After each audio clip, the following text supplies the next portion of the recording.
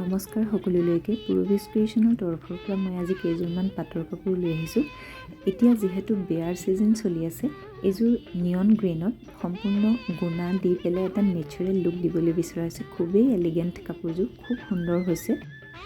এইযোৰ হোৱাইটত গল্ডেন গুণাৰ কাম কৰা, গোটেই কাপোৰযোৰতে সৰুকৈ গছবুটাটো আছে আৰু পুৰণা এটা ঘাই ফুল দিয়া হৈছে। খুব ধুনীয়া কাপোৰযোৰ, যিকোনো অকেজনতে পিন্ধিব পৰাকৈ এযোৰ খুব সুন্দৰ কোৱালিটিৰ কাপোৰ। এইযোৰ আন এটা খুব ধুনীয়া কালাৰ, য়েল্লো কালাৰত ৰাণী পিংক আৰু চিলভাৰ গুণা দি চেল্ফ বৰ্ডাৰ দি পেলাই কৰা এযোৰ খুবেই গৰ্জিয়াছ কাপোৰ। খুব ধুনীয়া এটা লুক আহিছে কাপোৰযোৰত।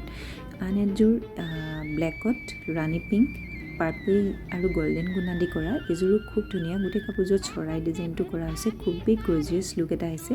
বিয়াৰ কাৰণে খুব সুন্দৰ আৰু খুব স্পেচিয়েল দেখাকৈ এযোৰ খুব সুন্দৰ কাপোৰ। আন এইযোৰ বেবী ব্লুত চিলভাৰ গুণা দি ফুল ৱৰ্ক কৰা হৈছে। খুব ধুনীয়া কাপোৰযোৰ, একদম ইউনিক ডিজাইন আৰু খুব এলিগেণ্ট দেখাব। কাপোৰকেইযোৰ যদি আপোনালোকৰ ভাল লাগিছে তেতিয়াহ'লে মোৰ স্ক্ৰীণত থকা হোৱাটছএপ নম্বৰত হোৱাটছএপ কৰিব পাৰিব। ধন্যবাদ।